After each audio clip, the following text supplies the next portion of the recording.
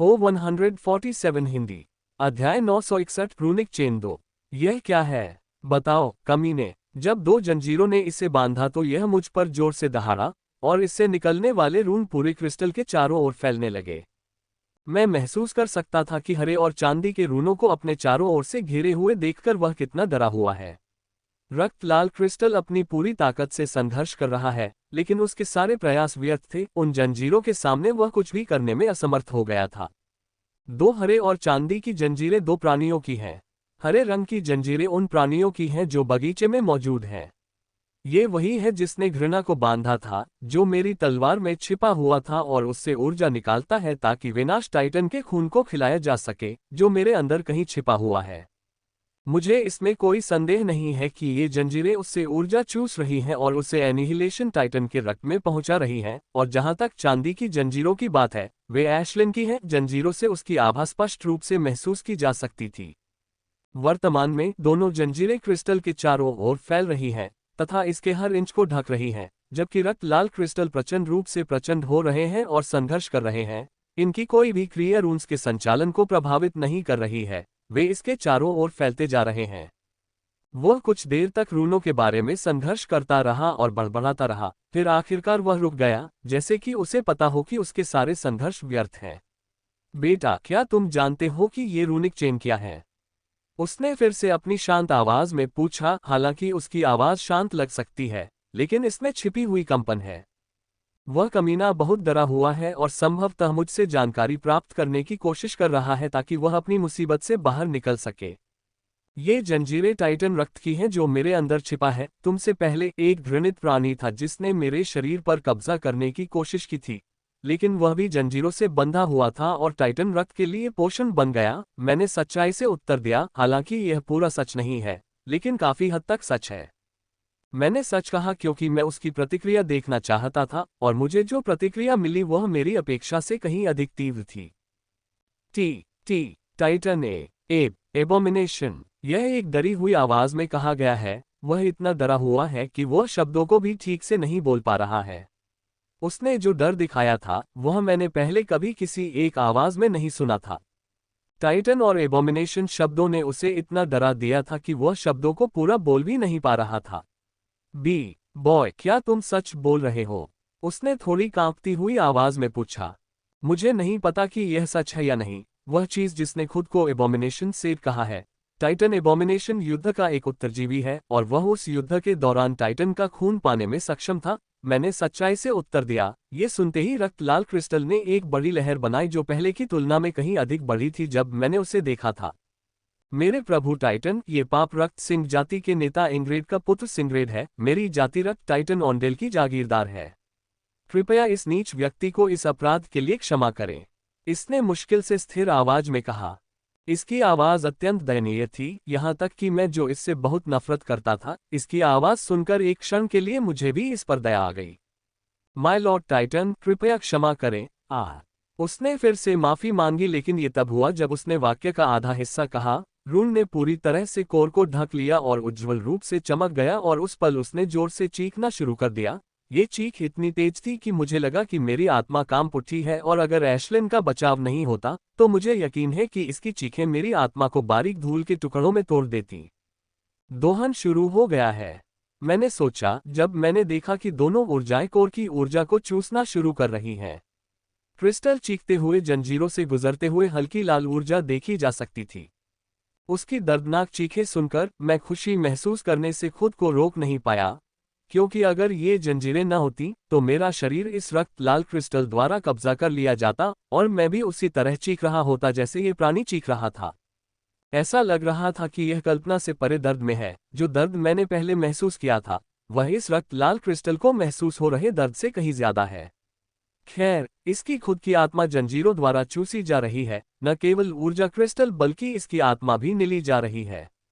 ऐसा लग रहा था कि इस क्रिस्टल में बहुत सारी ऊर्जाएं हैं। ये काफी समय से था और चेन केवल इसके आकार को थोड़ा कम करने में सक्षम थे।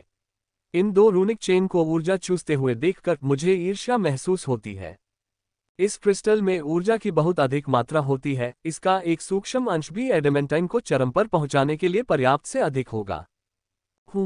यह विचार मेरे मन में आने में अभी कुछ ही सेकंड बीते थे कि क्रिस्टल से ऊर्जा सोखने वाली 2 श्रृंखलाओं में हल्का परिवर्तन हुआ। चांदी की चेन ने मुझमें परिष्कृत ऊर्जा जारी करना शुरू कर दिया, जो ऊर्जाएं उससे बहुत छोटे अंश को जारी कर रही थी, लेकिन यह मेरे लिए पर्याप्त से अधिक है क्योंकि मेरा स्तर बहुत तेज गति से बढ़ रहा है। दूसरी ओर हरे रंग की जंजीर ने उन छोटी जंजीरों को अलग कर दिया, जो मेरे अंदर गहराई तक धंस गई थी और अंततः नीरो से चिपक गई तथा उसके अंदर हरे रंग की ऊर्जा प्रवाहित करने लगी। नीरो की हालत देखकर मैं थोड़ा चिंतित हुआ, लेकिन जब मैंने नीरो के चेहरे पर प्रसन्नतापूर्ण भाव देखा तो जल्द ही वह विचार मेरे मन से निकल गए। ये स्पष्ट था कि ग्रीन चेन उसे जो कुछ भी दे रही है वह उसके लिए बहुत फायदेमंद है। मैंने नीरो में हो रहे बदलाव को महसूस किया, मैंने उसे और अधिक पूर्ण होते देखा। नीरो जीवन था लेकिन वह मुझसे पूरी तरह से जुड़ नहीं पाया। जब वह मेरे अंदर से आ रहा था तो मैं उसे महसूस कर सकता था, लेकिन अब जैसे जैसे ये हरी ऊर्जा उसके अंदर प्रवेश करने लगी, हमारा संबंध और भी मजबूत होता गया। ये ज्यादा समय नहीं है जब मेरा नीरो के साथ भी मजबूत संबंध होगा जैसा कि एशलिन के साथ था, और मुझे नीरो से क्षमता भी मिल सकती है, जो अच्छी बात भी है और बुरी भी। ज्यादातर लोगों के पास एक राक्षस होने का कारण यह है कि वह एक बार में ही जगह बना लेता है। किसी का स्रोत जितना मुक्त होता है, दुनिया के साथ उसका संबंध उतना ही ज्यादा बना रहता है, जो उसे दुनिया से शासन करने जैसी कई चीजों को समझने और आगे बढ़ाने में मदद करता है। यही कारण है कि बुद्धिमान लोग दूसरा राक्षस नहीं प्राप्त करते, वे दूसरी क्षमता का त्याग कर देते हैं जो उन्हें दूसरे राक्षस प्राप्त करने से मिल सकती है, क्योंकि यह इसके लायक नहीं है। एक समस्या ये भी है, मैं एक दोषपूर्ण स्रोत के साथ पैदा हुआ था जिसे खर्च नहीं किया जा सकता था। हालांकि मैंने अपनी आत्मा में स्पष्ट परिवर्तन महसूस किया था जब मेरा संविधान पाप संविधान में बदल गया था। इस बारे में कुछ नहीं कहा जा सकता कि क्या नीरो एशलिन की तरह एक समान संबंध बना सकता है या नहीं, या अगर वह संबंध बना सकता है तो मुझे एक क्षमता मिलेगी। एक और बात है जो मामले को और भी जटिल बनाती है, और वह यह है कि नीरो कोई राक्षस नहीं है। वह एक विशेष प्राणी है जो संयोग से चमत्कारी फल की ऊर्जा से बना है और उसे गार्डन में मौजूद प्राणी से ज्ञान का बीज मिला है। उसके बारे में सब कुछ बहुत जटिल है, मैं केवल यही कर सकता था कि प्रतीक्षा करूं और देखूं कि चीजें कैसे आगे बढ़ती हैं। नीरो को प्रेषित होने वाली ग्रीन एनर्जी न केवल हमारे कनेक्शन को मजबूत कर रही है, बल्कि यह नीरो को भी बदल रही है। नीरो भीतर से बदल रहा है, जिसका उत्परिवर्तन पहले 80% था वह पूरा हो चुका है और दूसरा उत्परिवर्तन शुरू हो गया है। ये कहा जा सकता है कि उसकी संरचना भी बदल रही है, जो एक अच्छी बात है क्योंकि वर्तमान संरचना के साथ स्तर ऊपर करने के लिए मुझे जिस ऊर्जा की आवश्यकता होगी वह भयावह होगी कि नीरो की सामान्य गति किसी काम की नहीं होगी। नीरो के विपरीत मेरा संविधान पहले ही बदल चुका था, इसलिए एशलिन मुझे सिर्फ ऊर्जा दे रही है, वह मेरे शरीर के खाली टैंक को भर रही है और उसे ऊर्जा दे रही है जिससे मेरा स्तर अकल्पनीय गति से बढ़ रहा है। मैं पहले ही प्लेटिनम के शिखर पर पहुंच चुका था, लेकिन अब मैं डायमंड की ओर बढ़ रहा हूं। मुझे डायमंड चरण तक पहुंचने में कुछ मिनट लगेंगे, मैंने प्रगति को देखते हुए सोचा। मैं सभी मोर्चों पर प्रगति को देखना जारी रखता हूं। मैं देखता हूं कि प्राणियों की चीखें ऊंची और ऊंची होती जाती हैं, जैसे जैसे रक्त लाल क्रिस्टल छोटा और छोटा होता जाता है। समय बीतने के साथ ऊर्जा चूसने वाली जंजीरों की गति भी बढ़ जाती है, जिससे ये प्रक्रिया और भी अधिक दर्दनाक हो जाती है। जल्द ही मैं डायमंड स्टेज पर पहुंच गया और इसके उच्च स्तरों पर चढ़ना शुरू कर दिया। ईमानदारी से कहूं तो मुझे अच्छा लगेगा अगर ऊर्जा मुझे पीक एडमेंटाइन स्तर तक ले जाए, लेकिन अगर यह मुझे मेरे पिछले स्तर तक ले जाए तो मुझे बहुत खुशी होगी। मैं इस समय इतना शक्तिशाली हूं कि मुझे नहीं लगता कि क्रॉकमैन भी मेरा मुकाबला कर सकता है। मैं उसे अपने एक साधारण हमले से ही मार सकता हूं। अब वर्तमान परिप्रेक्ष्य में जब मैं इसके बारे में सोचता हूं तो मुझे पूरा यकीन हो जाता है कि पृथ्वी क्रॉकमैन पृथ्वी संविधान के साथ पैदा हुआ था, और वह संविधान संभवतः स्तर 7 का संविधान है। केवल इसी के साथ इसमें ऐसी अद्भुत शक्ति हो सकती थी, लेकिन अब मेरे पास स्तर 9 पाप संविधान है, जो नियमित एलिमेंटल संविधान की तुलना में अधिक शक्तिशाली है। मैं अब इसे आसानी से हरा सकता हूं, और यहां तक कि जब मैं प्रारंभिक स्तर प्लेटिनम था तब भी ऐसा करने में सक्षम था। मैं अपने लेवल 9 पाप संविधान से काफी खुश हूं। मुझे अभी भी उम्मीद थी कि मुझे लेवल 12 संविधान मिल जाएगा, केवल मेरे पास थोड़ी अधिक जड़ी बूटियां थीं, मुझे लेवल 6 संविधान मिल गया होगा। हालांकि मैं एक बात में गलत हूं, वह ये कि ये छोटी छोटी जड़ी बूटियां मेरे शरीर को 12वें स्तर तक ले जाने के लिए पर्याप्त नहीं होंगी। इसने मुझे बताया था कि अंतिम 3 स्तर पाप संविधान के सबसे महत्वपूर्ण स्तर हैं और इसके लिए मेरे भंडार में मौजूद जड़ी बूटियों से 4 गुना अधिक जड़ी बूटियों की आवश्यकता होगी, और यह सिर्फ स्तर 10 के लिए है। स्तर 11 के लिए 4 गुना अधिक की आवश्यकता होगी और स्तर 12 के लिए स्तर 11 की तुलना में 4 गुना अधिक की आवश्यकता होगी। संसाधनों की यह बहुत बड़ी मात्रा है। इतने सारे संसाधनों को जुटाने के लिए मुझे 1 वर्ष से अधिक समय लगा। हालांकि अधिकांश संसाधनों की गुणवत्ता कम थी, लेकिन उनकी संख्या बहुत अधिक थी। खैर, इसके बारे में कुछ नहीं किया जा सकता। मुझे जो लेवल 9 का संविधान मिला था, उससे मैं संतुष्ट हो जाऊंगा। इसने मेरी शक्ति को आसमान छू लिया था, और अब इसके साथ मुझे एडमांटाइन से डरने की भी आवश्यकता नहीं होगी। मेरा स्तर पहले ही पीक डायमंड तक पहुंच चुका था, और अब यह एडमेंटाइन की ओर चढ़ रहा है, और इसे देखकर मैं खुश होने से खुद को नहीं रोक सका। मुझे उम्मीद थी कि ऐसा कुछ होगा, लेकिन इसे होते हुए देखकर मुझे खुशी हुई। 1 मिनट बाद मैं एडमेंटाइन तक पहुंच गया, और वहां मैंने एक के बाद एक स्तर चढ़ना शुरू कर दिया, जब तक कि मैं अंततः एडमेंटाइन की चोटी पर नहीं पहुंच गया, और एशलिन ने मुझमें ऊर्जा छोड़ना बंद कर दिया। सांस। मैं राहत की सांस लिए बिना नहीं रह सका, क्योंकि मैंने अंततः स्वयं को इस स्तर पर पाया।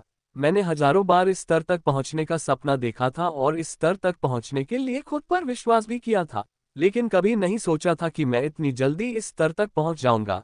यह मेरी उम्मीद से थोड़ा परे है। अफसोस की बात है कि मेरा लक्ष्य बदल गया था और अब मैं और आगे जाना चाहता हूं, क्योंकि एडमेंटाइन नाइट स्टेज की सीमा नहीं है, वहां एक और स्तर है। उस स्तर का न तो कोई नाम था और न ही कोई स्तर था, और वहां पहुंचने के बहुत कम रास्ते हैं।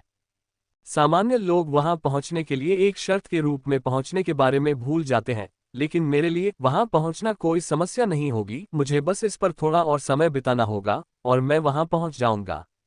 उस समय मैं आखिरकार सबसे बड़ी क्षमता के साथ भगवान के स्तर तक पहुंच जाऊंगा। जबकि एशलिन ने मुझे ऊर्जा देना बंद कर दिया, नीरो अभी भी उपचार का आनंद ले रहा है, और अब तक वह 3 युद्ध सामग्री से गुजर चुका था और चौथे पर शुरू हुआ। जहां तक क्रिस्टल की बात है, यह अपने मूल आकार का आधा हो गया था और तेजी से छोटा होता जा रहा था। 1 घंटा बीत गया और रक्त लाल क्रिस्टल अंगूठे के आकार का हो गया। दोनों श्रृंखलाएं अभी भी इसकी ऊर्जा को चूस रही थीं। दूसरी ओर छोटी हरी रूनिक श्रृंखला जो नीरो को ढक कर रखी गई थी, अंततः मुक्त हो गई और मुख्य श्रृंखला में वापस विलीन हो गई। लेकिन अब पहले 6 उत्परिवर्तनों के माध्यम से नीरो को प्राप्त करना। इन 6 उत्परिवर्तनों के बावजूद नीरो का आकार काफी कम हो गया, लेकिन उसका ऊर्जा शरीर और भी अधिक सघन हो गया। अगर कोई नहीं जानता कि नीरो एक ऊर्जा शरीर है, तो वे इसे तब तक नहीं जान पाएंगे जब तक कि वे स्पष्ट रूप से न देखें। हमारा कनेक्शन भी काफी बेहतर हो गया है। अब भले ही नीरो मेरे अंदर गहराई में हो, मैं उससे संपर्क कर पाऊंगा। फिर भी कनेक्शन पूरा नहीं हुआ है। अभी भी थोड़ी कमी है, जो मुझे लगता है कि मार्शल स्टेज पर लेवल अप करने पर पूरी हो जाएगी। हर सफलता में नीरो और मेरे बीच का संबंध मजबूत होता है, और मुझे यकीन है कि जब वह मार्शल स्टेज पर पहुंचेगा, तो नीरो के साथ मेरा संबंध एशलिन के साथ मेरे संबंध जैसा ही होगा। उस समय मुझे नीरो से क्षमता भी मिल सकती है। सच कहूं तो मैं इस क्षमता को लेकर काफी उत्साहित हूं, क्योंकि नीरो एक विशेष जीवन है जो चमत्कारी फल की ऊर्जा से बना है। अगर मुझे उससे क्षमता मिलती है, तो यह एक सामान्य क्षमता नहीं होगी। मैं अपने विचारों में ही व्यस्त था कि अचानक उस प्राणी की चीखें बंद हो गईं, और मैंने सोचा कि 2 जंजीरों ने रक्त लाल क्रिस्टल से सारी ऊर्जा चूस ली है। लेकिन मेरे आश्चर्य की बात यह थी कि क्रिस्टल अभी भी वहीं था, केवल छोटी उंगली के नाखून के आकार का, और वो पिघल रहा था। छोटी उंगली के नाखून के आकार का क्रिस्टल 2 जंजीरों की क्रिया के कारण पिघल गया, इससे पहले कि उसमें से बहुत पतली तारें निकलने लगीं और रून में परिवर्तित हो गईं, और अधिक से अधिक तार रून में परिवर्तित हो गए, इससे पहले कि वह एक बड़ी रून संरचना बन गई। सारे क्रिस्टल खर्च हो चुके थे और रूनिक संरचना में बदल चुके थे, इससे पहले कि वे मेरे पूरे शरीर में फैलना शुरू हो जाते। छोटे क्रिस्टल से निकले पतले तारों ने एक बहुत बड़ी संरचना बनाई, जो मेरे शरीर के हर इंच में फैलने के लिए पर्याप्त थी। भनभनाना। जल्द ही यह मेरे पूरे शरीर में फैल गया और चमकने लगा।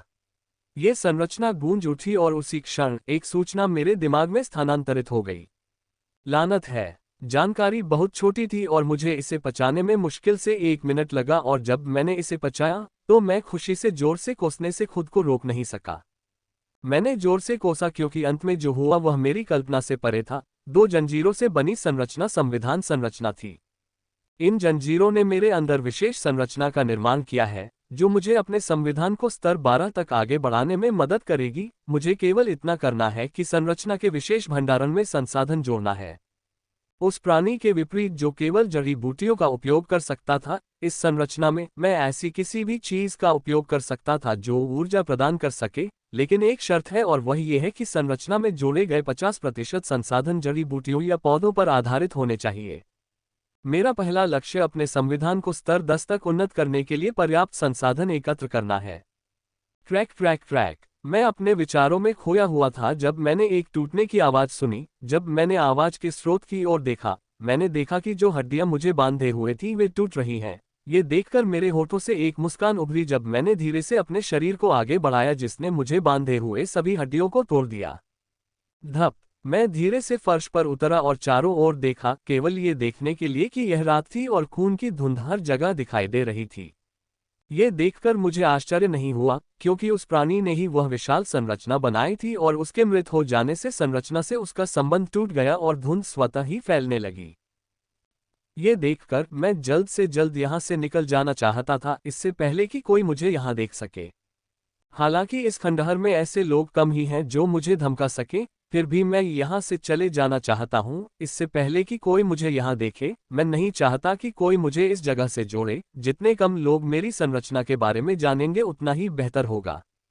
लेकिन उससे पहले मैं अपने फटे हुए कपड़े बदलना चाहता हूँ। वे पूरी तरह से खून से सने और फटे हुए हैं। यहाँ तक कि मैंने जो कलाकृति पहनी थी वह भी बच गई। यह अच्छी बात थी कि मैंने अपने होलोवॉच और होमिंग ब्रेसलेट के लिए एक विशेष कवर लाया था, इसने उन्हें क्षतिग्रस्त होने से बचा लिया। मैं अपने स्टोरेज से कपड़े निकालने ही वाला था कि मुझे याद आया कि स्टोरेज रिंग उस प्राणी द्वारा ले ली गई है और मैं अपनी पैंट की जेब में रखे स्टोरेज पाउच की ओर देखने लगा, यह आशा करते हुए कि वे क्षतिग्रस्त नहीं हुए हैं। तभी मैंने अपनी उंगली में स्टोरेज रिंग देखी। उस कमीने ने जब मुझसे सामान हटाया होगा तो उसे मेरी उंगली पर वापस रख दिया होगा, ये सोचकर कि मेरे शरीर पर कब्जा करने के बाद यह उसका सामान होगा। लानत है। मैंने अपने भंडार के अंदर देखते ही जोर से कोसा। वह अंदर से पूरी तरह बदल चुका था। न केवल वह बड़ा हो गया था, बल्कि अंदर कुछ बहुत ही अद्भुत कार्य भी किया गया था। ये स्पष्ट रूप से उस प्राणी का काम था, केवल उसके पास ही ऐसा कुछ करने की शक्ति थी। यह 21 गुना बड़ा हो गया है। अब ये 211 वर्ग किलोमीटर है, जो कि बिल्कुल विशाल है और अंदर की हर चीज संरचना में समा गई है। यह पूरी तरह से स्वचालित गोदाम बन गया है। यह अपने आप ही मेरे द्वारा अंदर रखी गई किसी भी चीज को उसके संबंधित स्थान पर संग्रहित कर देगा।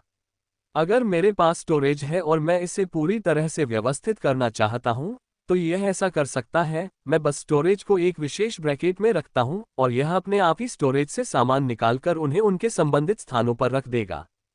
इसमें कमांड फॉर्मेशन भी है, जिससे मैं इसमें जो भी बदलाव करना चाहूं कर सकता हूं। मैं इस फॉर्मेशन को पूरी तरह से एक्सप्लोर करना चाहता था, लेकिन जिस गति से धुंध कम हो रही थी, उसे देखते हुए मैंने जल्दी से नए कपड़े पहने और खुद को मारक ऊर्जा से ढकते हुए धुंध से बाहर निकल गया। सामान्य एडेमेंटाइन इंटरमीडिएट ग्रेड लेवल 1 नियम का उपयोग नहीं कर सकता था, लेकिन मेरे संविधान के साथ मैं उन्हें आसानी से उपयोग कर सकता था। विशेष रूप से किलिंग रूल, जो पाप नियमों में से एक है, इसकी शक्ति संविधान के तहत और भी बढ़ जाती है। सच कहूं तो मुझे अपनी शक्ति के बारे में कोई जानकारी नहीं है। लेवल 9 संविधान और पीक एडेमेंटाइन शक्ति के साथ मेरी ताकत को बेजोड़ कहा जा सकता है। इस रूल में बहुत कम ऐसे हैं जिनके खिलाफ मुझे सावधान रहना पड़ा। ऐसी शक्ति के साथ मैं वास्तव में किसी से लड़ना चाहता हूं, किसी ऐसे व्यक्ति से चुनौती देना चाहता हूं जो मुझे मेरी असली शक्ति बाहर ला सके, मुझे इतना शक्तिशाली बना सके कि मैं बन जाऊं। मैं धुंध से बाहर निकलकर हस्तमैथुन कर रहा था, तभी मुझे लोगों की उपस्थिति का आभास होने लगा। वहां केवल ग्रिम मॉन्स्टर ही नहीं थे, बल्कि मनुष्य भी थे, और उनकी संख्या काफी बड़ी लग रही थी, जिसने स्पष्ट रूप से मुझे बहुत भ्रमित कर दिया था। कुछ मिनट पहले ही कोहरा छंटना शुरू हुआ था, लेकिन वहां पहले से ही बहुत सारे लोग एकत्र थे, और एक और सवाल यह है कि इतने सारे लोग कहां से आए हैं। यद्यपि इस खंडहर में करोड़ों लोग प्रवेश कर चुके हैं, ये खंडहर बहुत बड़ा है और कोई भी व्यक्ति इतना भाग्यशाली होगा कि एक दिन में 5 से अधिक लोगों से मिल सके, लेकिन यहाँ मुझे 1 मिनट में ही 100 से अधिक लोग मिल गए। यह इस विचित्रता के कारण है। मैंने किसी ग्रिम राक्षस को नहीं मारा। मैं देखना चाहता हूं कि किस कारण से इतने सारे लोग यहाँ आए हैं। मैंने किसी इंसान से पूछने के लिए नहीं कहा। बस निकास की ओर चलता रहा और कुछ मिनट बाद मैं अंततः धुंध से बाहर आ गया और तुरंत समझ गया कि इतने सारे लोग क्यों इकट्ठे हुए हैं। युद्ध टॉवर प्रकट हो गया है, मैंने विस्मय से कहा जब मैंने उस विशालकाय टॉवर को देखा जो अपनी चकाचौंध करने वाली चमक छोड़ रहा था, जिसे लगभग 100 किलोमीटर की दूरी से भी स्पष्ट रूप से देखा जा सकता था। युद्ध टॉवर इस खंडहर में एक विसंगति है, वे कहीं भी कभी भी प्रकट हो जाते हैं, लेकिन उनका प्रकट होना एक उत्तम बात है क्योंकि इससे मिलने वाले पुरस्कार उन सभी के लिए बहुत लाभदायक हैं जो इसके अंदर प्रवेश करते हैं। वॉर टॉवर में 1000 मंजिलें या स्तर हैं, स्तर पार करने के लिए पर्याप्त मात्रा में बाधाओं को मारना पड़ता है। हर 10 स्तर पर व्यक्ति को अमृत मिल सकता है जो तुरंत उसकी शक्ति को बढ़ाता है, और हर 100 मंजिल पर उसे इनाम मिलता है। इनाम कुछ भी हो सकता है। प्रथम 100 मंजिलें गोल्डन एलिटों के लिए हैं, उसके ऊपर की 200 मंजिलें प्लेटिनमो के लिए हैं, उसके ऊपर की 300 मंजिलें डायमंडों के लिए हैं, उसके ऊपर की 300 मंजिलें एडेमेंटाइन के लिए हैं, तथा उसके ऊपर के स्तर की अंतिम 100 मंजिलें एडेमेंटाइन के ऊपर के स्तर के लिए हैं।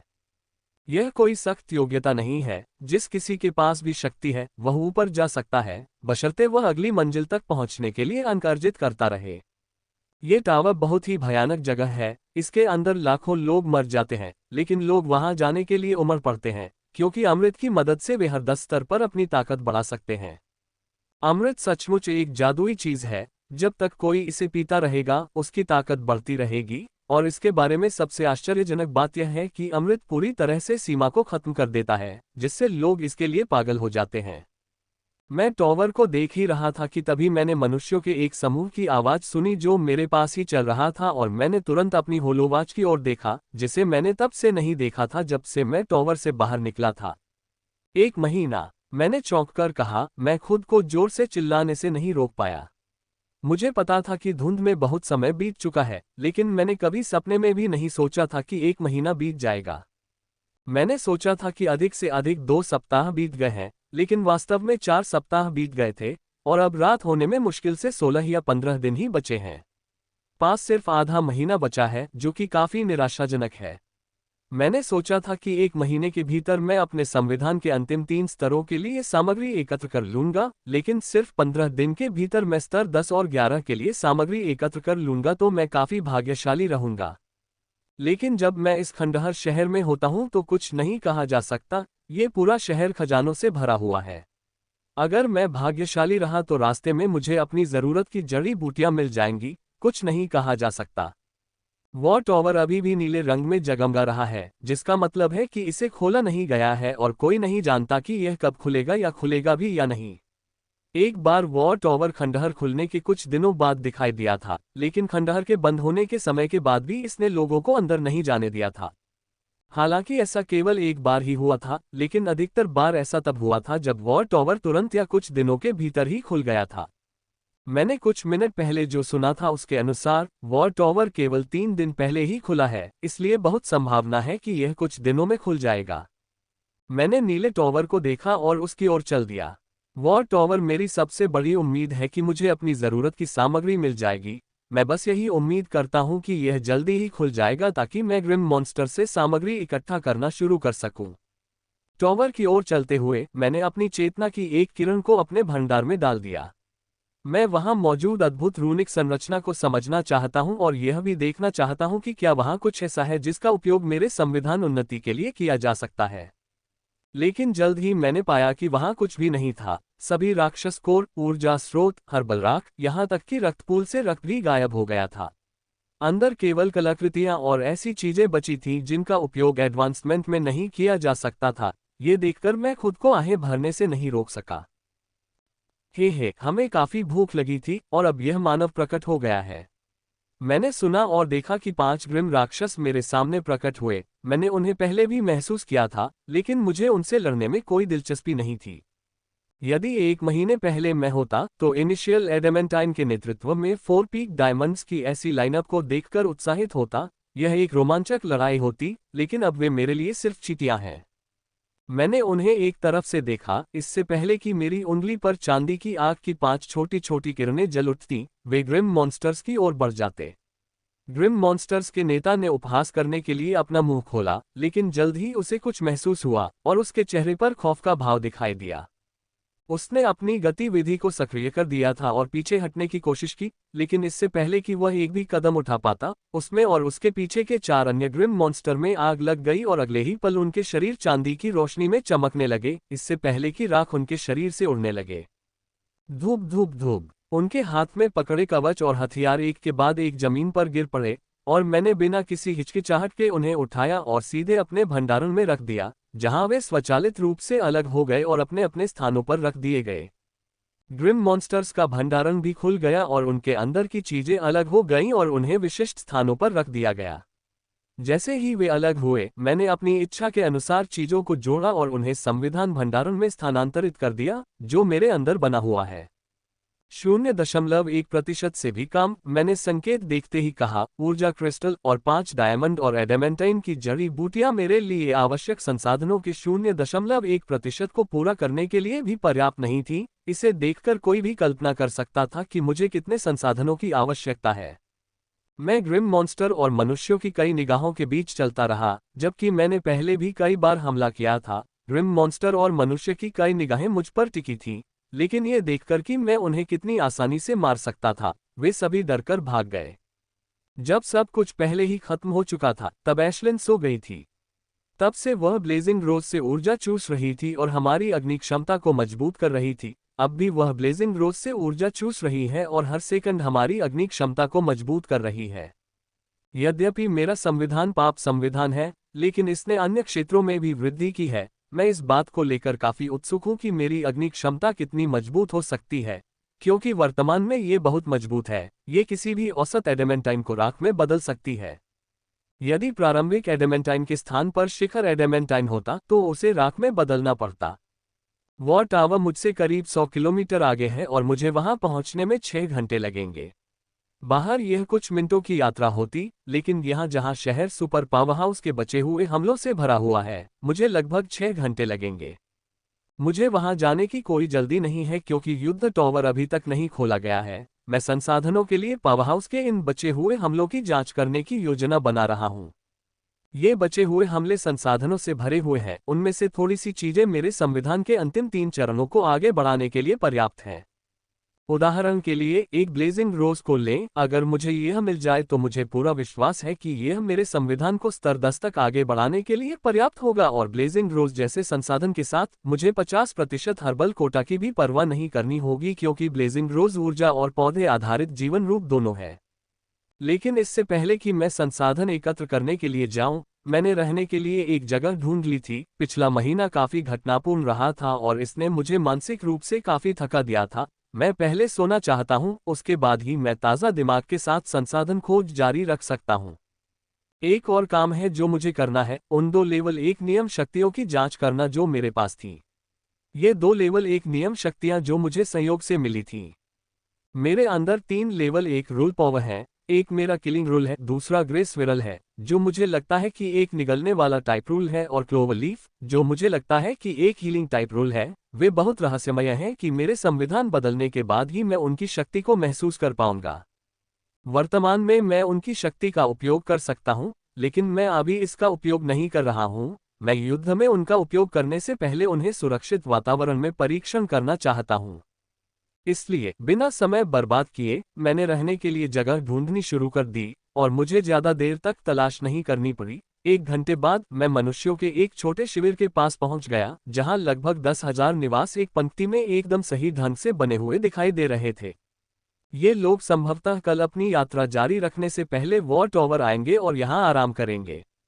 मैं जानबूझकर पीक एडमेंटाइन की आभा छोड़ते हुए शिविर में चला गया। ऐसी आभा के साथ शिविर के गार्ड ने मुझे निरीक्षण के लिए नहीं रोका, बल्कि शिविर के अंदर मेरा स्वागत किया। गार्डों से कुछ बातें करने के बाद मैंने अपने होलो वॉच को कैंप नेटवर्क से जोड़ा और फिर खाली जगह की ओर चल पड़ा तथा अपना निवास स्थान स्थापित किया। अंदर घुसते ही मैं सीधे नहाने के लिए शॉवर में चला गया। 1 महीने से मैं नहाया नहीं था। मेरा शरीर उसके खून के निशानों से भरा हुआ है, क्योंकि मैं उसके दिल में जंजीरों में जकड़ा हुआ था।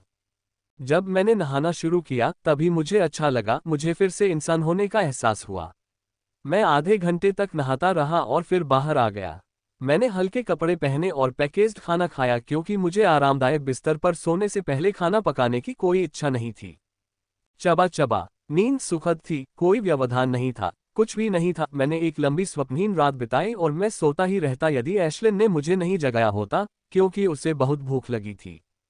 गुड मॉर्निंग, मैंने एशलिन से कहा और फिर बाथरूम में जाकर फ्रेश होने लगी। फिर वापस आकर मैंने बिना किसी सामग्री के खाना बनाना शुरू कर दिया। मेरे भंडार में बमुश्किल ही कोई मसाला या जड़ी बूटी बची है। ये सभी सामग्रियां उच्च औषधीय मूल्य की हैं, जिनका उपयोग प्राणी द्वारा किया गया होगा। यह अच्छी बात है कि राक्षस मांस अभी भी मौजूद है। मैं अभी भी सीमित सामग्री और अच्छे राक्षस मांस के साथ कुछ अच्छा बना सकता हूँ। मैं खाना पकाने के लिए जिस मांस का उपयोग करने जा रहा हूँ वह थंडर हॉक का है। यह एक एडमेंटाइन लेवल मॉन्स्टर है जो एक विशेष वातावरण में पैदा होता है। इसका मांस बहुत स्वादिष्ट होने वाला है।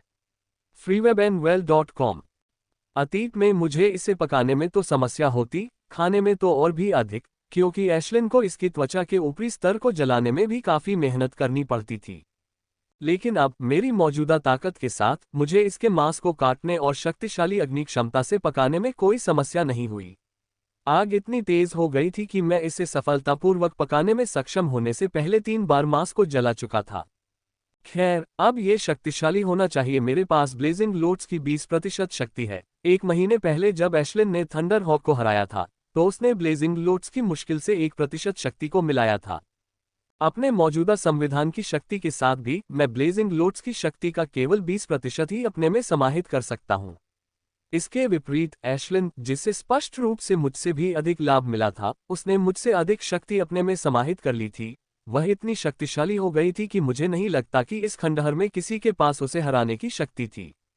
अंततः समाप्त, मैंने कहा। जैसे ही मैंने एशलिन और अपने सामने प्लेटें रखीं और खाना शुरू करने ही वाला था, तभी मैंने एशलिन में अब और 1 महीने पहले की तुलना में कुछ अंतर देखा। उसके रूप में कोई बदलाव नहीं आया था। वह अभी भी चमकदार चांदी जैसे पंखों वाली हथेली के आकार की एक गोल मटोल चिड़िया है।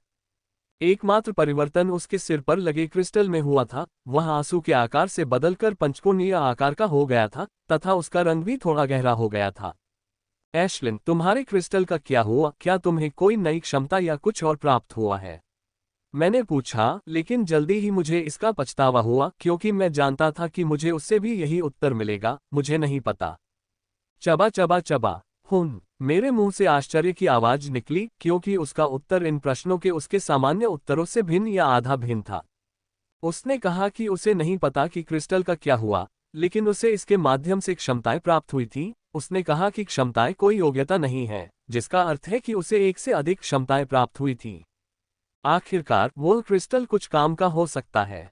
मैंने सोचा कि जब से उसे क्रिस्टल मिला था, तब से वह केवल दिखावटी वस्तु ही था और कुछ नहीं, लेकिन अब उसने कहा कि वह इसके माध्यम से कुछ क्षमताओं का उपयोग कर सकती है।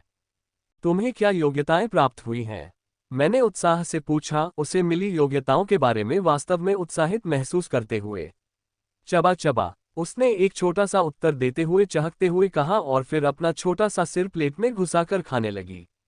इतनी छोटी, मैंने लगभग उसे कोसते हुए कहा। अभी जब मैंने उससे उसकी क्षमताओं के बारे में पूछा तो उसने कहा कि वह मुझे बाद में दिखाएगी और अब मुझे उसे खाने से नहीं रोकना चाहिए। उसकी तरह मैंने भी खाना शुरू कर दिया और जैसे ही मैंने एक निवाला खाया, मेरे मुंह से एक अनायासी ध्वनि निकल गई। मांस मेरे मुंह के अंदर पिघल गया और मुझे ऐसा स्वाद महसूस हुआ जो मैंने पहले कभी नहीं चखा था, और मांस से बिजली का हल्का झटका भी महसूस हुआ। सभी संयोजनों से प्रत्येक कौर बहुत स्वादिष्ट बनता है। इससे पहले कि मैं कुछ समझ पाता, मेरा पेट भर गया और उसमें एक और कौर रखने के लिए जगह हो गई, अन्यथा मैं और अधिक खा लेता। खाना खत्म करने के बाद मैंने कुछ मिनट तक कुर्सी पर आराम किया, फिर प्लेटें साफ की और एशलिन की ओर चल दिया। एशलिन, क्या तुम जानती हो कि ये 2 नियम कैसे काम करते हैं?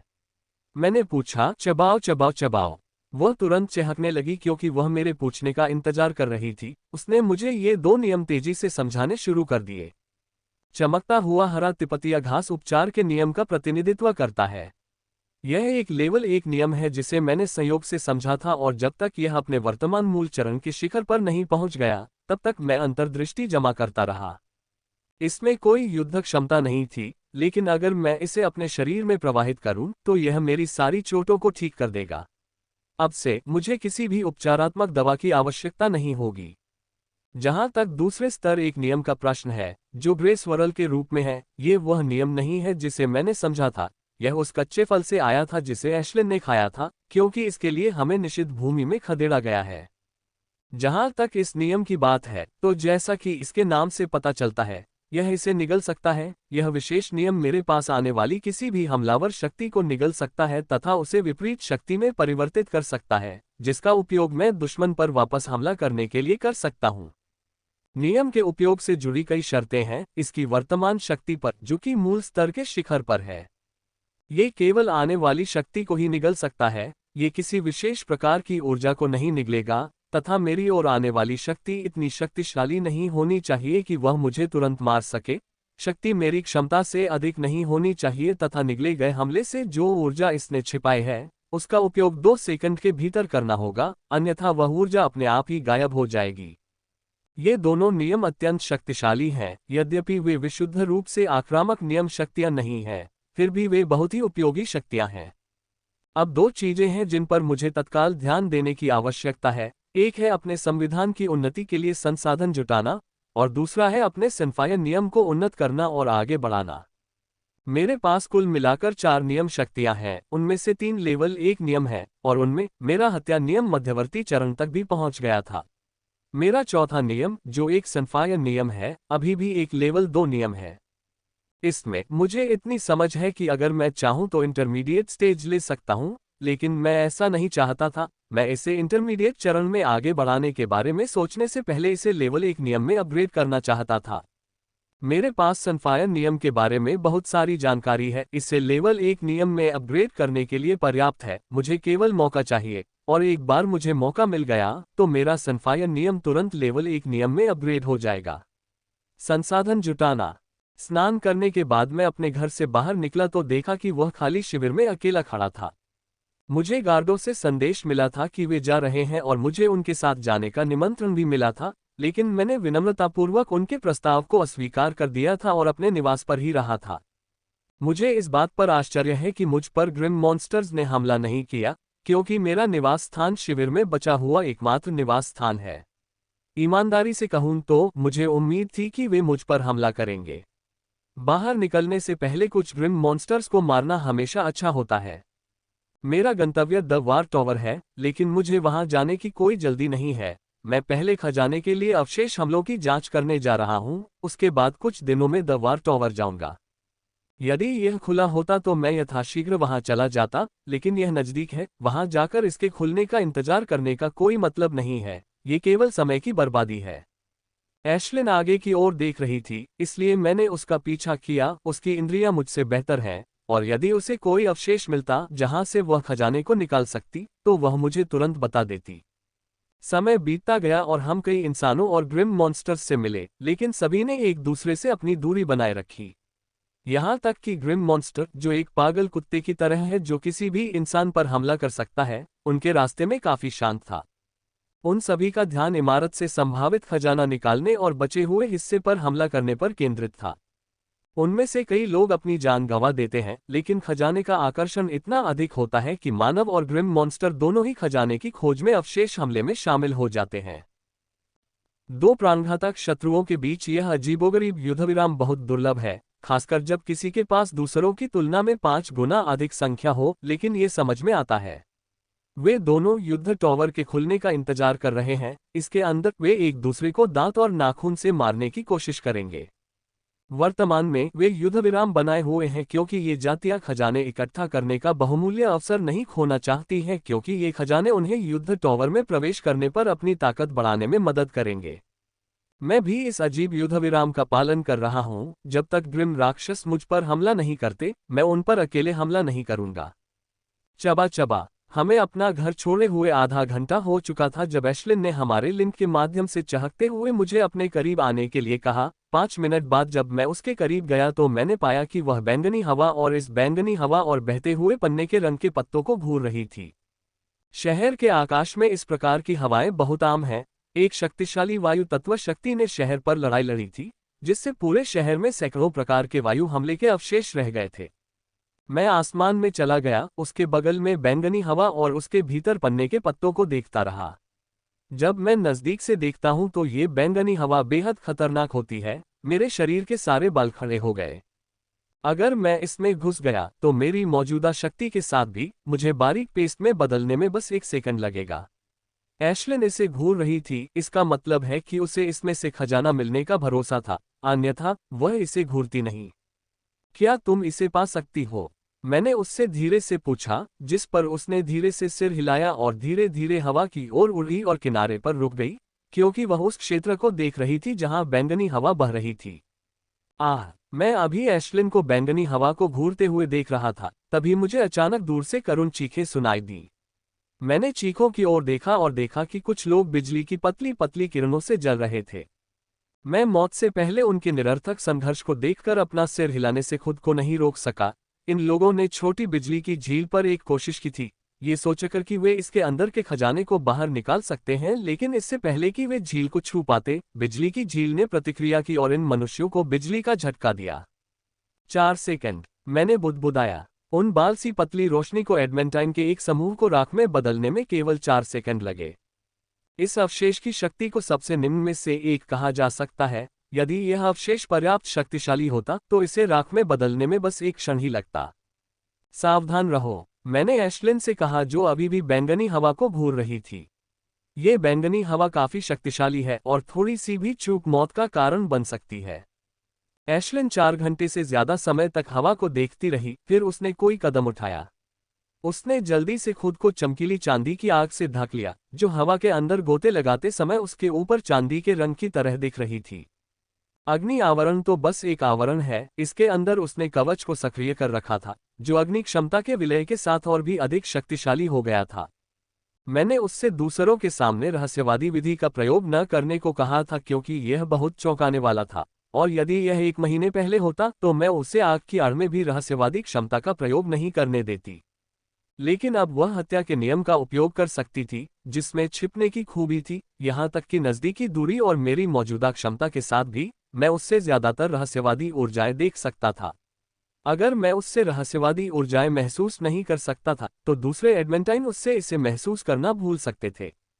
एशलिन हवा के साथ अंदर घुसी और मैं बता सकता था कि यह उसकी सुरक्षा को नष्ट कर रही है, लेकिन बहुत तेज गति से, लेकिन वह फिलहाल उन्हें संभाल रही है। उसकी गति बहुत तेज है, उसे सबसे नजदीकी पत्ते तक पहुंचने, उसे मुंह में निगलने और बाहर आने में 1 सेकंड से भी कम समय लगा।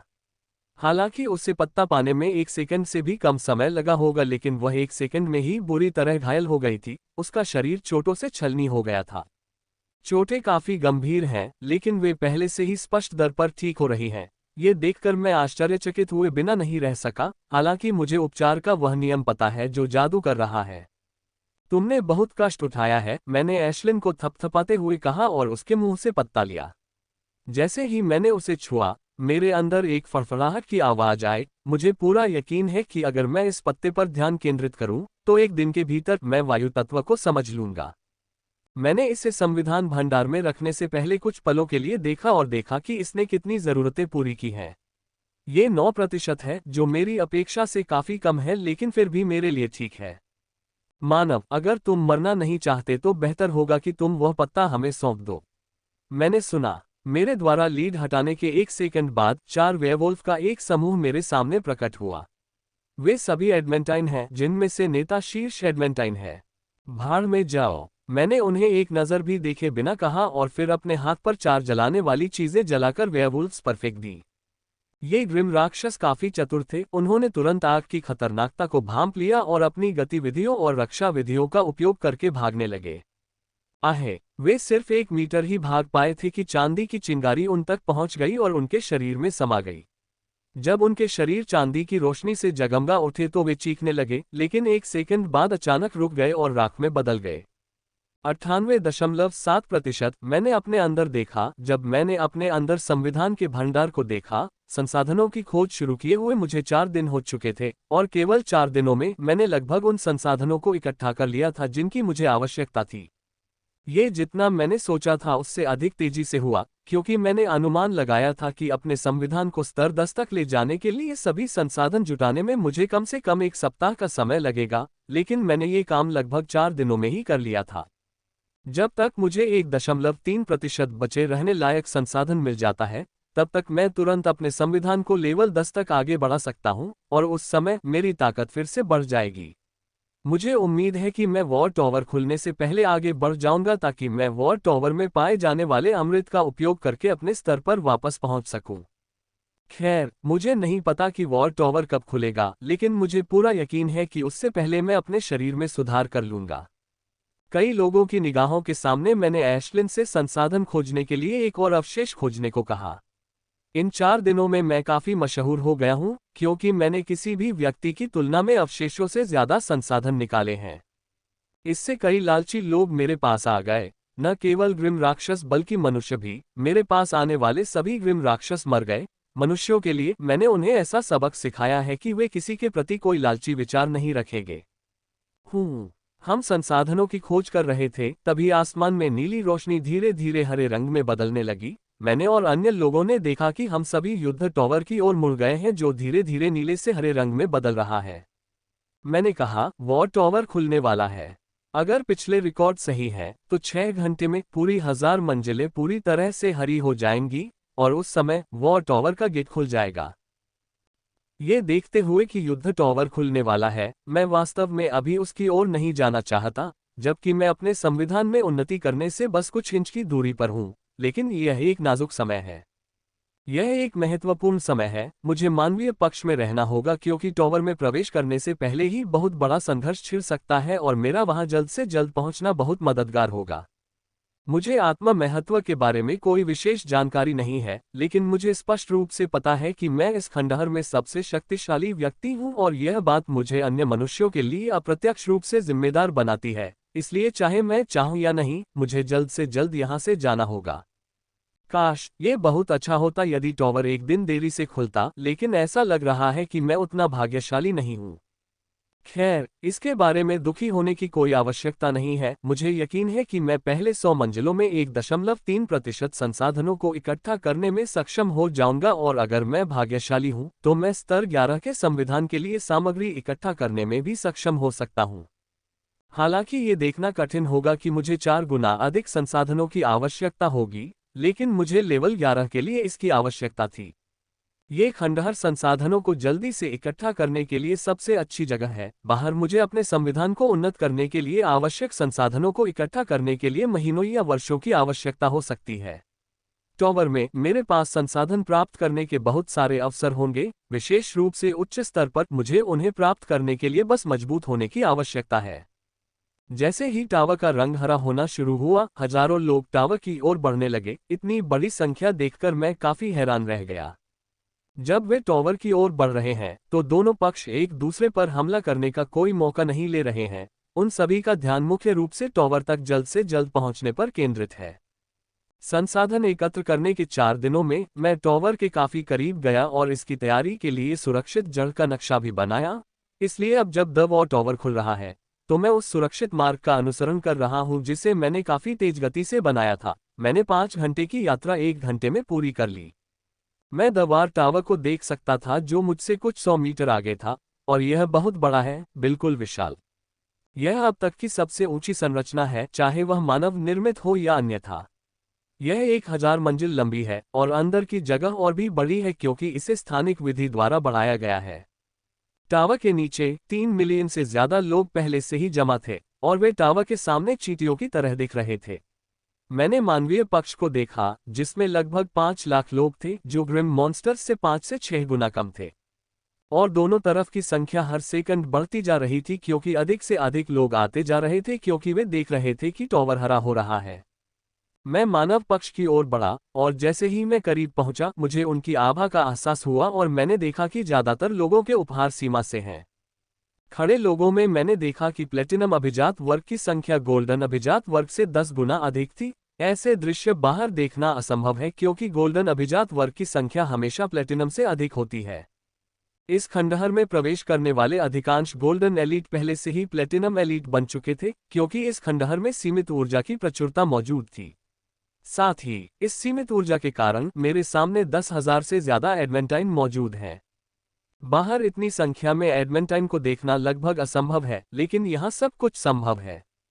मनुष्य साफ सुथरी संरचनाओं में खड़े हैं और उनके सामने ग्रिम राक्षस हैं। गोल्डन एलीट के पीछे उनके सामने प्लेटिनम है, प्लेटिनम के सामने डायमंड है और डायमंड के सामने एडमेंटाइन है और एडमेंटाइन के सामने भी लोगों का एक छोटा समूह है। इस समूह में 21 लोग हैं और इन लोगों में भी एडमेंटाइन की आभा है, लेकिन उनके पास जो आभा है वह उनके पीछे के 10,000 से अधिक एडमेंटाइनों की तुलना में कहीं अधिक गहरी है। ये विशेष लोगों के समूह हैं जिन्होंने या तो विरासत स्वीकार कर ली है या उनका एक विशेष संविधान है या वे किसी कला का अभ्यास करते हैं। वे सामान्य एडमेंटाइनों से एक लीग ऊपर हैं और अपने पीछे मौजूद 10,000 एडमेंटाइनों से मुकाबला कर सकते हैं। अगर कोई इन 21 लोगों को ध्यान से देखे तो उन्हें वहां पदानुक्रम मिलेगा। हर कोई अपनी आभा को धीरे धीरे छोड़ रहा था, जिससे अंदाजा लगाया जा सकता था कि ये लोग कितने शक्तिशाली थे और सबसे आगे 2 लोग थे जिनकी आभा बाकी स्पेशल से कहीं ज्यादा मजबूत थी। मुझे आश्चर्य हुआ कि मुझे आगे चल रहे 2 लोगों में से एक परिचित लगा। वह मुझसे थोड़ी बड़ी एक युवा महिला है, रूइन में भी। उसने अपनी खास ऊंची एड़ी के जूते पहने हुए हैं, जो स्पष्ट रूप से ऊंची एड़ी के जूते के रूप में बनाए गए जूते नहीं हैं। वह एक युवा महिला है जिसने रेवन सिटी में लड़ाई का नेतृत्व किया था, और अगर मैं गलत नहीं हूं तो उसका नाम केरा है। सुप। मैंने पूरे मानव समूह को देखा, फिर मैं ऊंची एड़ी के जूते पहने लड़की और लाल बालों वाले लड़के के पास पहुंची, जो मेरी ही उम्र का था। उनमें से 2 ने धीरे से मेरी ओर देखा जब मैं उनके पास आया। अन्य आदमियों को मेरी गति स्वीकार्य लग सकती थी, लेकिन उन्हें नहीं। उन्होंने पहले से ही मेरे दृष्टिकोण को भांप लिया था, और यदि मैं हमला करता तो वे आसानी से इसका बचाव कर सकते थे। दोनों ने मेरी तरफ देखा, लाल बालों वाला लड़का उत्सुकता और राहत के साथ, जबकि ऊंची एड़ी वाली लड़की ने मुझे आश्चर्य के भाव से देखा। उसे शायद रेवन शहर से मेरी याद आई होगी। मैंने उन्हें एक हल्की मुस्कान दी और फिर आगे की ओर देखा, पीछे से जिज्ञासु निगाहों को पूरी तरह से त्याग दिया। मैंने किलिंग रूल के जरिए अपनी आभा को आधा छिपा लिया था, और अब जो आभा मैं छोड़ रहा हूं वह मेरे पीछे के लोगों की तरह ही पीक एडमेंटाइन्स की आभा है। मेरी छुपम छुपाई इतनी मजबूत है कि मेरे बगल में खड़े वे दोनों भी मेरी आभा को नहीं देख सके, लेकिन उन्होंने मुझसे कोई सवाल नहीं किया क्योंकि वे जानते थे कि अगर मैंने उनके बगल में खड़े होने की हिम्मत की तो मेरे पास ऐसा करने की ताकत है, और अगर मेरे पास ये ताकत नहीं है तो मैं यहाँ सबसे बड़ा बेवकूफ़ हो सकता हूँ। यदि कोई संघर्ष हुआ तो मैं सबसे पहले मरूंगा, क्योंकि जिन रिम राक्षसों का मैं सामना करूंगा वे मेरे बगल वाले राक्षसों से कमजोर नहीं होंगे, और उनकी संख्या भी अधिक होगी। अभी 2 जातियों के बीच की वर्तमान स्थिति पर नजर डालें तो न केवल उनकी संख्या हमसे 5 से 6 गुना अधिक है, बल्कि वे अधिक विशिष्ट भी हैं। जबकि हमारे पास 3 हैं, जिनमें मैं भी शामिल हूं, उनके पास 7 हैं, जिनमें से प्रत्येक की आभा का स्तर मेरे बगल वालों की तुलना में समान है। दोनों पक्ष चुपचाप एक दूसरे को देख रहे हैं, जबकि हम टॉवर को हरा होते हुए देख रहे हैं। इसे पूरी तरह से हरा होने में लगभग 5 घंटे लगेंगे। उस समय तक हम एक दूसरे को घूरते रहेंगे।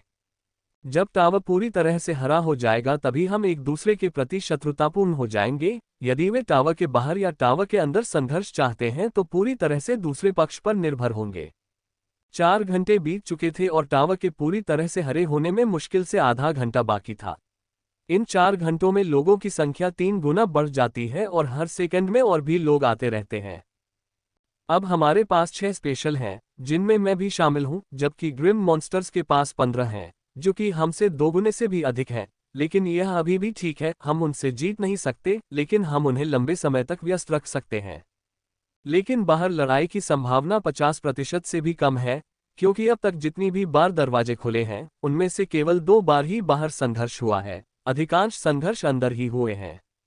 फ्रीवेब एटा ओवल सीएम, फ्रीवेब एटा ओवल सीएम। मैं बस चुपचाप देख रहा था कि अचानक मैंने देखा कि कोई परिचित व्यक्ति अंदर आ रहा है, और कुछ सेकंड बाद उसने मुझे देखा। जैसे ही हमारी नजरें मिली, हमारी नजरों के बीच बिजली दौड़ने लगी। मैंने पृथ्वी क्रॉकमैन के हैरान चेहरे को देखा, जो एशलिन और मुझे देखकर हैरान था। उसने कभी उम्मीद नहीं की थी कि मैं धुंध से जिंदा बाहर आ सकता हूं, न केवल जिंदा बल्कि शक्तिशाली भी। कि अब मैं सबसे शक्तिशाली 5 स्पेशल के साथ सीधे सामने भी खड़ा हो सकता हूं। ये शक्तिशाली भी हो गया था, ये पीक एडमेंटाइन बन गया था और विशेष भी है, लेकिन इसमें सबसे शक्तिशाली विशेष ग्रिम मॉन्स्टर के साथ खड़े होने की क्षमता नहीं थी। ये कहा जा सकता है कि यह सबसे कमजोर विशेष में से एक है। हम दोनों एक दूसरे को घूर रहे थे, तभी अचानक मैंने अपनी निगाहें और गहरी कर ली और अपने होठों को थोड़ा सा मोड़ लिया, ये स्पष्ट संकेत देते हुए कि अगर वह मेरे सामने आया तो मैं उसे दर्दनाक तरीके से मार डालूंगा, और वह भी इसे समझ गया और वह स्पष्ट रूप से कांप उठा। भनभनाहट। आधा घंटा बीत चुका था और टॉवर से एक जोरदार भनभनाहट गूंजी थी और उसके कुछ ही सेकंड बाद टॉवर पर एक विशाल चांदी का गेट दिखाई दिया। द्वारों के किनारों से सुंदर रून प्रवाहित होते देखे जा सकते थे, जिन्हें कोई भी सीधे देखने का साहस नहीं करता था, क्योंकि जो लोग उन रूनों पर सीधे ध्यान केंद्रित करते थे उनकी आंखें बाहर निकल आती थीं। अब हमारे पास 7 स्पेशल हैं और ग्रीन मॉन्स्टर के पास 17 हैं, जो हमसे 10 ज्यादा हैं। हम सभी ने एक दूसरे को देखा है। अब जबकि गेट दिखाई दे रहा है, अब अंदर प्रवेश करने का समय है, लेकिन अगर दोनों पक्ष प्राणघातक दुश्मन हैं तो यह आसान नहीं है। क्या हम सामान्य नियम के अनुसार चलें? ऊंची एड़ी वाली सैंडल वाली लड़की ने 17 ग्रिम राक्षसों से कहा, जो हमारे सामने 10 मीटर की दूरी पर खड़े थे। जरूर, लेकिन पहले तुम्हें यह साबित करना होगा कि तुम्हारे पास पर्याप्त ताकत है या नहीं। अगर तुम हार गए तो हम तुम सबका यही कत्लेआम कर देंगे, प्रमुख ग्रिम राक्षस ने कहा, और अन्य 16 सबसे शक्तिशाली विशेष ग्रिम राक्षसों के साथ हमारी ओर बढ़ा। जैसे ही उन्होंने हमारी ओर गोली चलाई, हम सातों ने भी अपनी पूरी गति से उनकी ओर गोली चलाई। जैसे ही मैं उनकी ओर बढ़ा, मैंने कवच पहन लिया और अपना टोटेम आर्टिफैक्ट भी निकाल लिया, जिससे मेरी शक्ति और भी बढ़ गई। यह एक बहुत ही महत्वपूर्ण क्षण है। यदि हम यहाँ ग्रिम मॉन्स्टर के साथ समान स्तर पर खड़े नहीं हुए तो पूर्ण युद्ध शुरू हो जाएगा, और यह मानव के लिए अच्छी बात नहीं होगी, खासकर यदि हम विशेष हार गए हैं तो उनमें से अधिकांश का नरसंहार किया जाएगा। सुप सुप सुप। जब हम एक दूसरे तक पहुंचने के आधे रास्ते पर थे तो 3 केंद्रित आग की किरणें ग्रिम मॉन्स्टर्स की ओर बढ़ीं। ये किरणें किसी हम इंसानों ने नहीं बल्कि एशलिन ने छोड़ी थीं। मैं अन्य 5 लोगों के चेहरों पर तनाव देख सकता था, क्योंकि मैंने अपने अति उत्साहित कमजोर राक्षस को हमला करने दिया था। ऊंची एड़ी के जूते पहनी लड़की आश्चर्यचकित नहीं हुई, क्योंकि उसे पता था कि ऐसा कुछ होगा। मेरे सहकर्मी के चेहरे पर अभी अभी तनाव आया था, जो तब सदमे में बदल गया जब उन्होंने 3 चांदी के अग्नि चापों से ऊर्जा महसूस की। ये वही बात है जो ग्रिम राक्षसों के लिए थी, जिन्होंने सोचा था कि उसका हमला एक मजाक था। उनके चेहरे बदल गए, विशेष रूप से उन 3 ग्रिम राक्षसों के चेहरे जिन पर ये 3 चांदी की आग के चाप निशाना साध रहे थे। एशलिन के 3 ग्रिम राक्षसों से निपटने के बाद अब हम दो ग्रिम राक्षसों से लड़ सकते हैं, और मैंने पहले ही अपने विरोधियों को चुन लिया है, और वे वोलेटहॉर्न बुलमैन और फ्रॉस्ट स्नेकमैन हैं। बुलमैन 9 मीटर लंबा सफेद भाला पकड़े हुए है, जो 7 मीटर लंबे बुलमैन से 3 मीटर लंबा है, जबकि फ्रॉस्ट स्नेकमैन एक पतली तलवार पकड़े हुए है जो बर्फ से बनी हुई प्रतीत होती है। वे दोनों मेरी ओर बढ़े, आगे आगे स्नेकमैन और पीछे पीछे बुलमैन। उन्हें करीब आते देख मैंने अपनी तलवार की सारी अग्नि शक्ति का प्रयोग किया, और जैसे ही मैंने ऐसा किया, तलवार के किनारे लाल होने लगे और तलवार का लगभग 20% भाग आग की तरह लाल हो गया। ये देखकर मैं मुस्कुराए बिना नहीं रह सका, क्योंकि जादू की शक्ति इतनी अधिक थी कि मैं कल्पना भी नहीं कर सकता था कि वह क्या क्या काटने में सक्षम हो गई थी। जैसे ही जादू सक्रिय हुआ, मैंने अपना मारण नियम भी पूरी शक्ति से सक्रिय कर दिया। मुझे ऐसा महसूस हुआ जैसे मुझ पर संवेदी अधिभार हो गया है, क्योंकि बहुत अधिक जानकारी मेरे पास आ रही है। मुझे अपना गुस्सा शांत करने में कुछ क्षण लगे, लेकिन तभी दोनों राक्षस मेरे पास आ गए और मुझ पर हमला बोल दिया। लेकिन मजेदार बात यह थी कि मुझे उनके हमले बहुत धीमे लगे। वे प्राइवेट स्टेज ग्रिम राक्षसों के एक समूह की तरह दिख रहे थे जो मुझ पर हमला कर रहे थे, और इस युद्ध के मैदान में मौजूद सबसे शक्तिशाली विशेष राक्षसों में से एक नहीं थे। अपनी सारी आक्रामक शक्ति का त्याग करना वास्तव में सार्थक है, क्योंकि इस तरह की इंद्रियों के साथ मैं किसी भी प्रतिद्वंद्वी को पराजित करने में सक्षम हो सकता हूं जो मुझसे बहुत अधिक शक्तिशाली है। वायलेट हॉर्न बुलमैन और फ्रॉस्ट स्नेकमैन दोनों ने पहले ही अपना हमला शुरू कर दिया था। उनके हमले औपचारिक हमले नहीं थे, बल्कि विधि शक्ति से भरे हुए थे, जो वर्तमान में मेरे लिए भी घातक है। लेकिन मैं उनके हमलों से नहीं डरता था। उनके हमलों को अपनी ओर आते देख मैं फ्रॉस्ट स्नेकमैन की बर्फीली तलवार पर अपनी तलवार चलाता हूं, क्योंकि यह बुलमैन की तुलना में अधिक तेज हमला करता है और मेरे करीब भी है। मैं स्नेकमैन की तलवार से निपटने के बाद बुलमैन के भाले से निपटूंगा। चूजा। हमारी तलवारें एक दूसरे के करीब आती गईं, अंततः वे आपस में टकरा गईं और मुझे लगा कि एक जोरदार धातु की ध्वनि निकलेगी।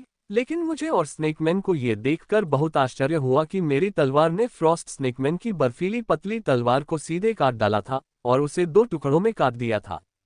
इस दृश्य ने न केवल स्नेकमैन और मुझे चौंका दिया, बल्कि जो लोग लड़ाई देख रहे थे वे भी इसे देखकर हैरान हो गए थे।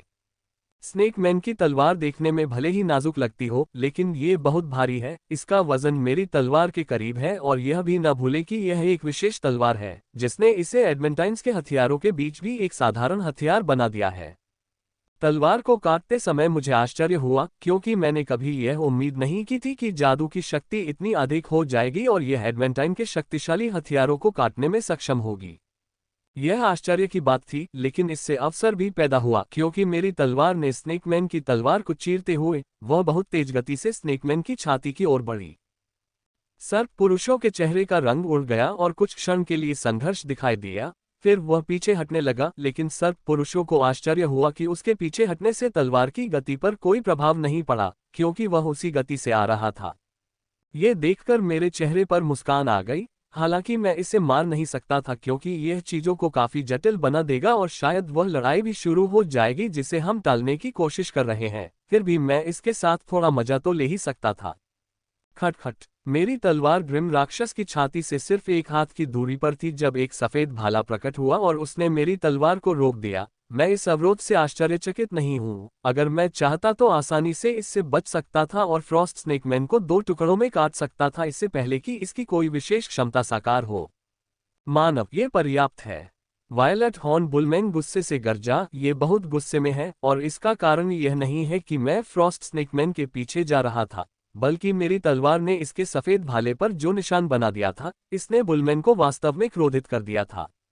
शांत हो जाओ, मैं इसे अभी मार डालूंगा, मैंने कहा और फिर एक क्षण का विराम लिया। ये सुनकर दोनों ग्रिम राक्षस के चेहरे पर कड़वाहट आ गई, विशेष रूप से फ्रॉस्ट स्नेकमैन के चेहरे पर, जिसने कुछ कहने के लिए अपना मुंह खोला था। लेकिन जैसे ही उसने देखा कि मेरी तलवार मेरे हाथ से गायब हो गई, उसने अपना मुंह बंद कर लिया। लड़ाई खत्म हो चुकी थी, सिर्फ मेरी ही नहीं बल्कि दूसरों की भी। यह एक दूसरे की क्षमताओं को परखने के लिए एक ही चाल की लड़ाई है। हमने जितना सोचा था उससे बेहतर प्रदर्शन किया है, खासकर एशलिन ने, जिसने एक ही चाल में 3 ग्रिम मॉन्स्टर को पीछे धकेल दिया। हम प्रवेश के लिए सामान्य मार्ग का अनुसरण करेंगे, ग्रिम मॉन्स्टर से सफेद दांत वाले हाथी ने कहा। ये सुनकर केरा ने सिर हिलाया, फिर उसने पीछे देखा। गोल्डन एलीट और प्लेटिनम टावर में प्रवेश करो। केरा और व्हाइट टस्क एलिफेंट मैन ने ग्रिम मॉन्स्टर्स को आदेश दिया। आदेश सुनकर दोनों तरफ से गोल्डन एलीट और प्लेटिनम टावर के अंदर प्रवेश करने लगे। 10 मिनट के भीतर 5 मिलियन से अधिक लोग गेट्स में प्रवेश कर गए और अब केवल डायमंड और एडमेंटाइन ही मैदान पर रह गए।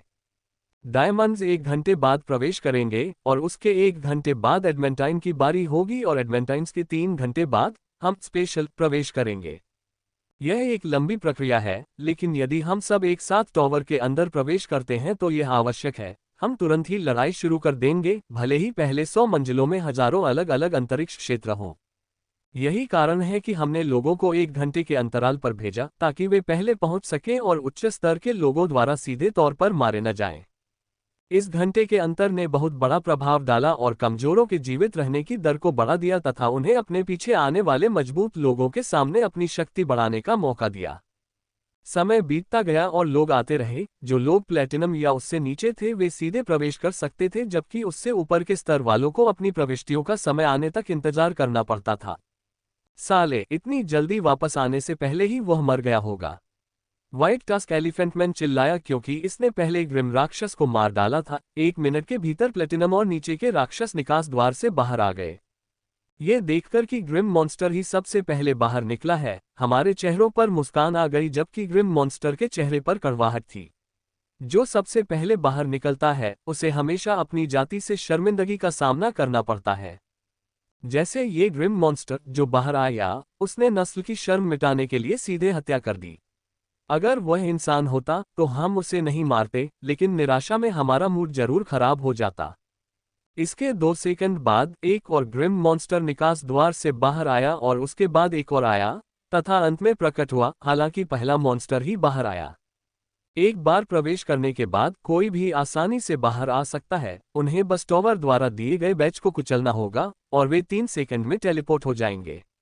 हाँ, कोई सीधे टेलीपोर्ट नहीं कर सकता। टॉवर से बाहर टेलीपोर्ट होने से पहले उसे 3 सेकंड तक इंतजार करना होगा। इस 3 सेकंड के नियम ने हजारों लोगों की जान ले ली थी। लोग तभी बाहर निकलने का फैसला करते थे जब वे खतरे में होते थे और 3 सेकंड तक भी जीवित नहीं रह पाते थे, इसलिए एक बार अंदर जाने के बाद उनके बैच को तोड़ने में बहुत ही चतुराई बरतनी पड़ती थी। हीरे टॉवर में प्रवेश करते हैं। केरा और व्हाइट टस्क एलिफेंट मैन ने डायमंड लेवल में प्रवेश करने का आदेश दिया। डायमंड के प्रवेश के 15 मिनट बाद ही हजारों की संख्या में लोग 1 सेकंड में आने लगे। यह आश्चर्य की बात नहीं है। यदि मानव या ग्रिम मॉन्स्टर पावरहाउस आपके स्तर में प्रवेश करता है तो वह आपका नरसंहार करेगा, इसलिए ऐसा होने से पहले कई लोग जीवित रहने के लिए अपने बैच को कुचल देते हैं। और वे बाहर आ गए। वे फिर से टॉवर में प्रवेश नहीं कर सके। यह एक कड़वी सच्चाई है और मैंने जो कहा था कि जब भी टॉवर दिखाई देगा तो लाखों लोग मर जाएंगे, लेकिन लाखों लोग टॉवर द्वारा दिए जाने वाले अमृत और पुरस्कारों के माध्यम से आश्चर्यजनक गति से प्रगति भी करेंगे। एडवेंटाइन्स टॉवर में प्रवेश करते हैं। 1 और घंटा बीत गया और अंततः एडवेंटाइन्स के प्रवेश का समय आ गया। मैं उन्हें प्रवेश करते हुए देख रहा था और कामना कर रहा था कि काश 3 घंटे आसानी से बीत जाते ताकि मैं टॉवर में प्रवेश कर पाता। प्रतीक्षा बहुत कष्टकारी थी। 3 घंटे बीत गए और टावर में प्रवेश का हमारा समय आ गया। हे अब हमारा समय आ गया है, व्हाइट टस्क एलिफेंट मैन ने हंसते हुए कहा, जब हम सभी एक बड़ी क्षैतिज पंक्ति में गेट की ओर बढ़ने लगे। गेट इतना बड़ा था कि हम 50 कुछ इंसान और ग्रिम मॉन्स्टर अंदर प्रवेश कर सकते थे। अंततः हम गेट तक पहुंचे और एक साथ गेट के अंदर कदम रखते हुए टॉवर में गायब हो गए। जैसे ही मैं गेट से गुजरा, मैंने अपने आप को एक बहुत ही बंजर जगह पर पाया और ठीक उसी क्षण मुझे अपनी हथेली के पीछे जलन महसूस हुई और छोटी छोटी सूचनाएं मेरे पास आती हुई महसूस हुई।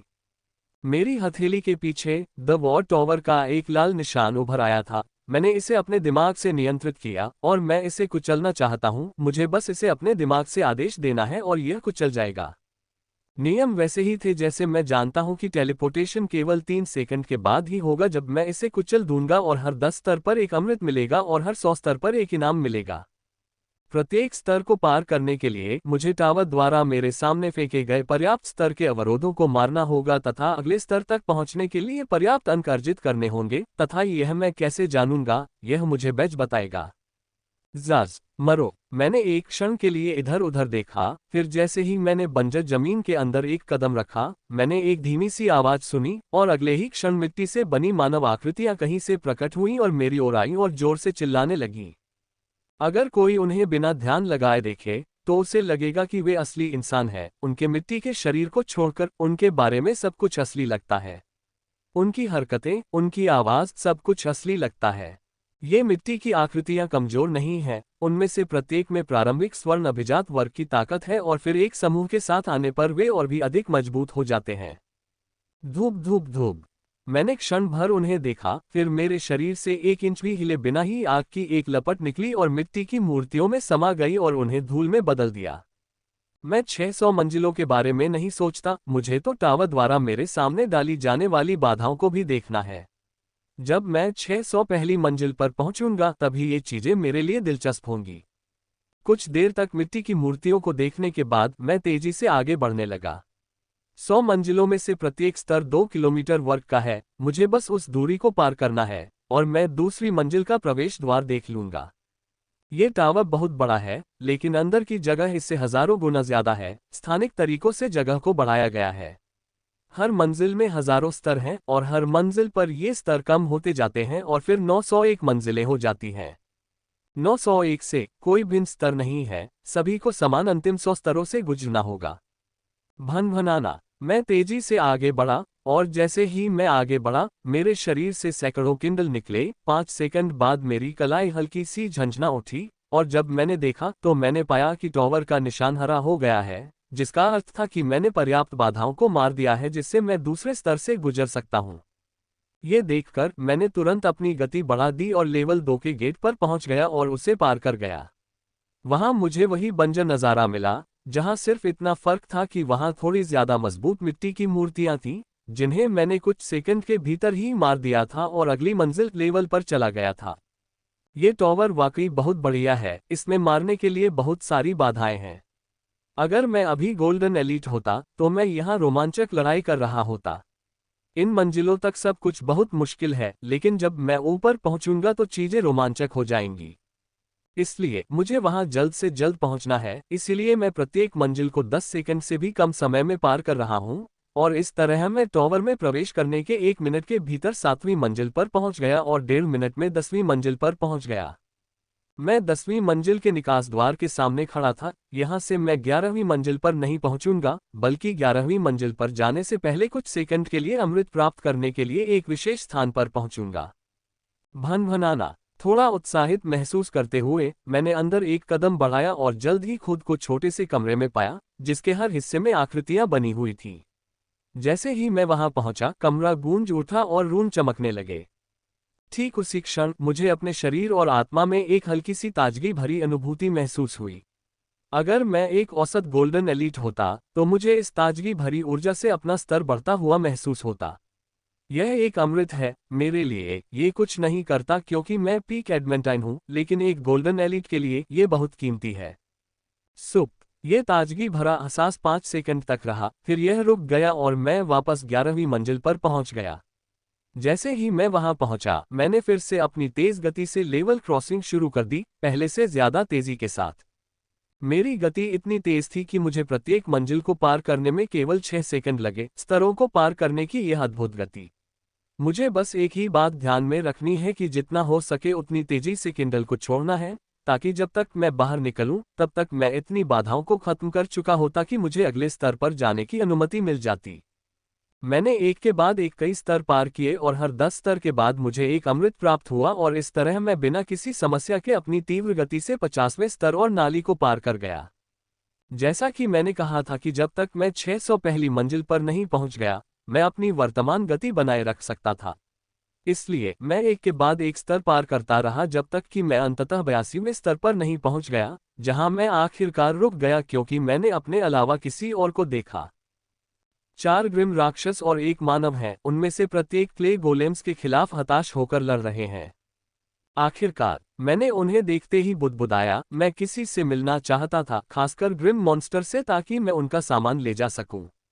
मुझे केवल 1.3% संसाधनों की आवश्यकता है, और मैं अपने संविधान को उन्नत करने में सक्षम हो जाऊंगा। मुझे उन्हें मारना ही होगा, और यह सिर्फ संसाधनों की वजह से नहीं है। अगर कोई संसाधन शामिल नहीं होते तब भी मैं उन्हें मार देता। वे भयानक राक्षस हैं, उन्हें मारना हर इंसान का कर्तव्य है। हम प्राणघातक दुश्मन हैं। अगर मेरी जगह ग्रिम मॉन्स्टर होता तो वे भी यही करते। कोई भी शक्तिशाली ग्रिम मॉन्स्टर या इंसान जो टॉवर में घुस गया होता, वही करता। यह एक कड़वी सच्चाई है। टॉवर में ज्यादातर लोग, चाहे वे ग्रिम मॉन्स्टर हो या इंसान, टॉवर द्वारा भेजी गई चुनौतियों से नहीं बल्कि उनके प्राणघातक दुश्मनों द्वारा मारे जाते हैं। ग्रिम मॉन्स्टर और इंसानों ने मेरी एंट्री को नोटिस कर लिया था, जबकि इंसानों में सिर्फ मामूली बदलाव आया था।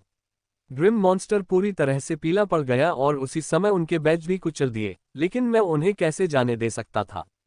धूप धूप धूप। जैसे ही पीली रोशनी उनके शरीर पर चमकी और उन्होंने अपने बैज कुचल दिए, मैंने उन पर आग से हमला कर दिया और कुछ ही सेकंड बाद वे सभी राख में बदल गए।